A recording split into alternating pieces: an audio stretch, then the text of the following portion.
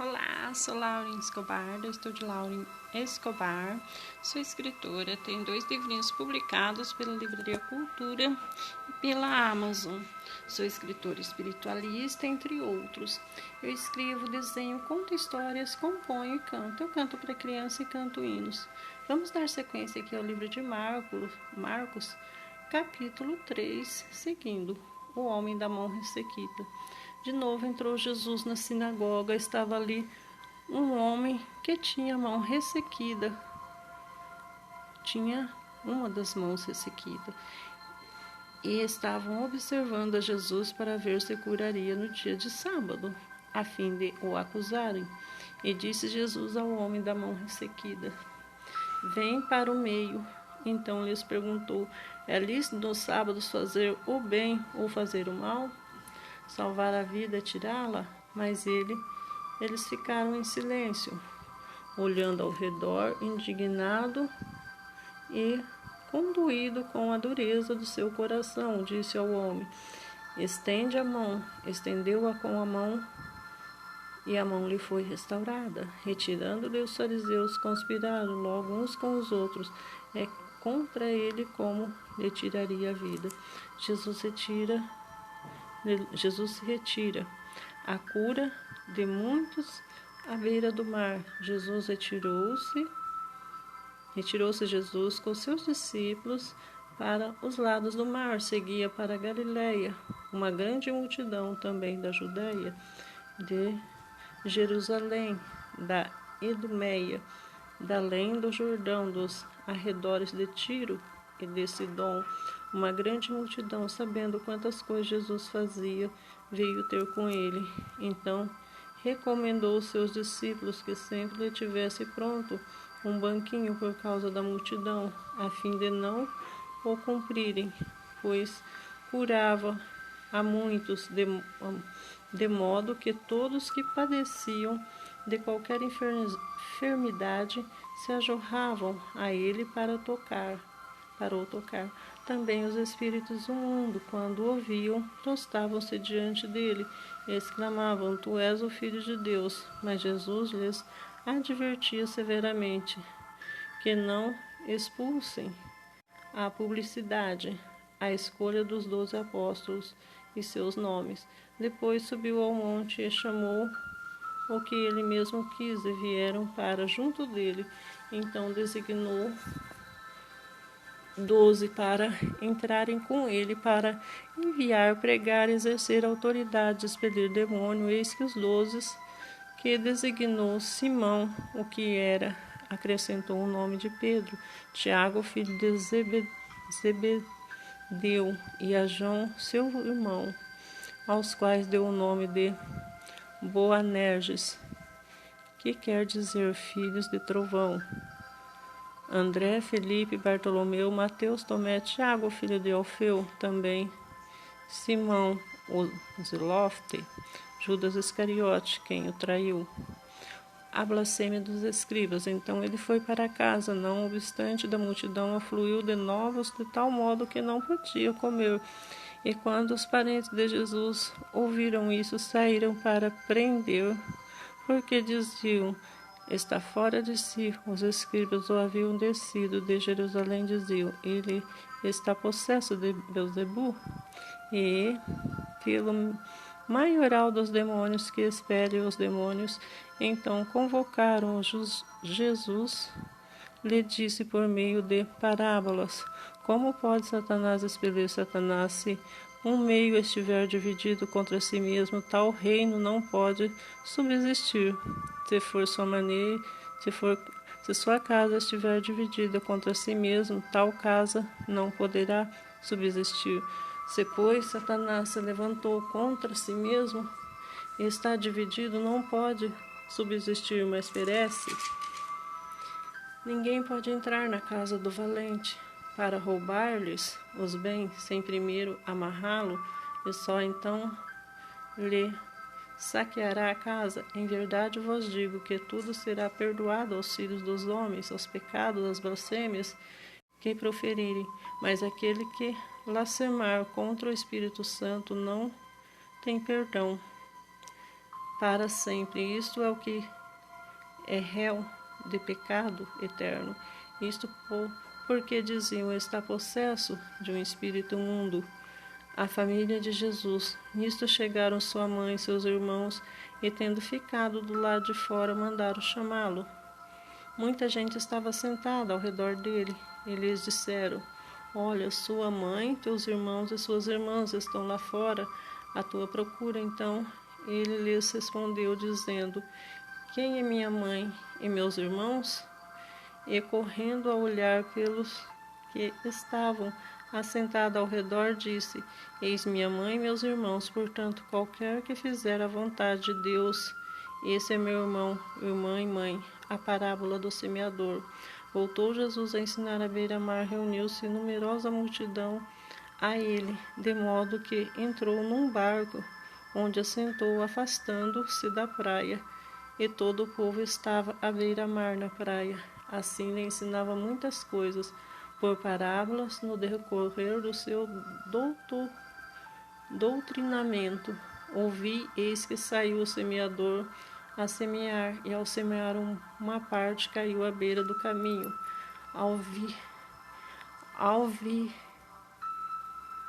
virem as aves e comeram, a outra caiu no solo rochoso, onde a terra é pouca. Logo nasceu, visto que não ser profunda a terra, saindo, porém, o sol queimou-se, porque não tinha raiz, secou-se. Outra parte caiu entre os espinhos, e os espinhos cresceram e a sufocaram, e não deu fruto. Ora, enfim, caiu em boa terra, e deu fruto, que vingou, cresceu, produzindo a 30, a 60 e a 100 por um. E acrescentou: quem tem ouvidos para ouvir, ouça.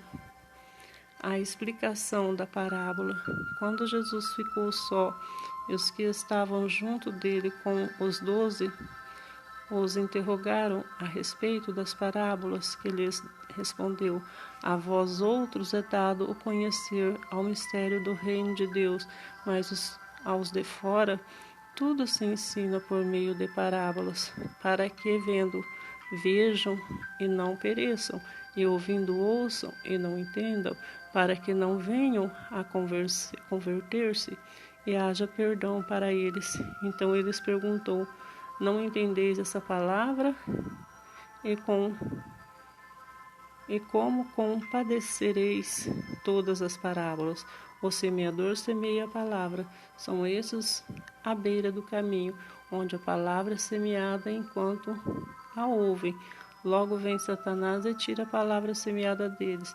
Semeando semelhantemente, são estes os semeados em solo rochoso, os quais, ouvindo a palavra, logo a recebem com alegria, mas eles não têm raiz em si mesmos, sendo antes pouca duração, eles chegando à angústia ou perseguição por causa da palavra, logo se escandalizam.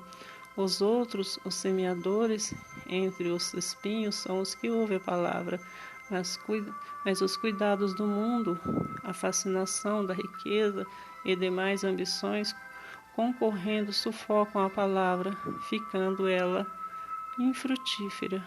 Os que foram semeados em boa terra são aqueles que ouvem a palavra e recebem frutificando a 30, a 60 e a 100 por um. A parábola da candeia. Também lhes disse: vem porventura a candeia para ser posta debaixo do alqueire ou da cama? Não vem antes para ser colocada no velador?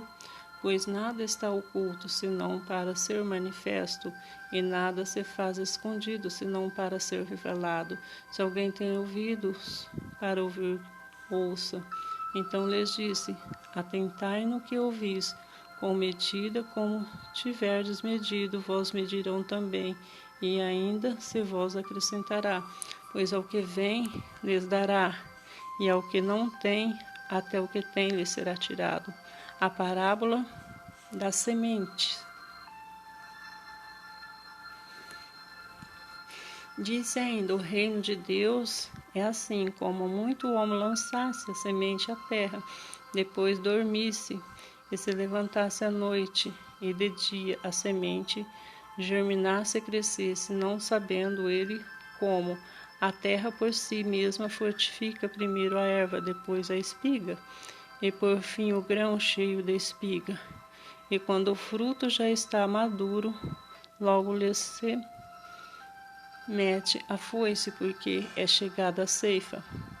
A parábola do grão de mostarda disse mais: a que assemelhamos o reino de Deus, ou com parábolas, ou apresentaremos?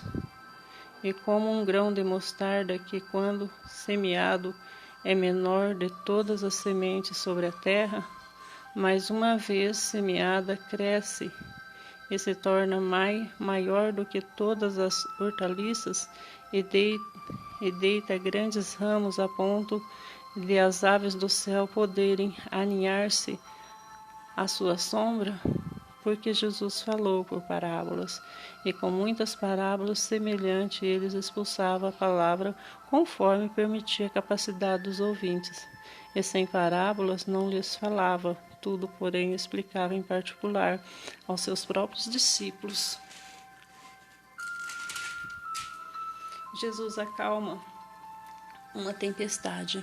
Naquele dia, sendo já tarde, disse-lhe Jesus: passemos para outra margem. E eles, despedindo-se da multidão, levantaram assim como estavam com o barco, e outros barcos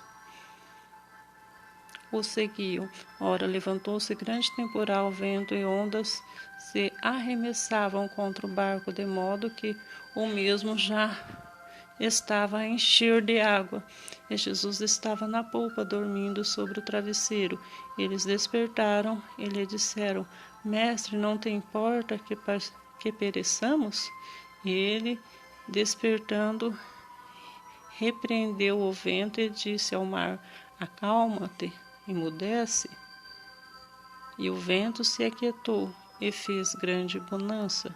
Então lhes disse: por que sois assim tímidos? Como é que não tendes fé?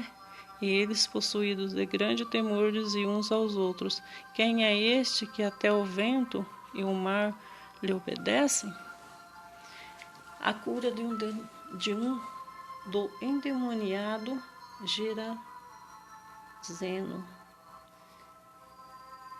Entre mentes chegaram a outra margem do mar, a terra do Gerazenos. Ao desembarcar, logo veio sepulcro ao encontro de um homem possesso por um espírito imundo, o qual vivia nos sepulcros, e nem mesmo com cadeias alguém podia prendê-los, porque, tendo sido muitas vezes preso com grilhões e cadeias, as cadeias foram quebradas com ele, e os grilhões despedaçados, e ninguém podia subjugá-los. Andava sempre de noite e de dia, clamando, porém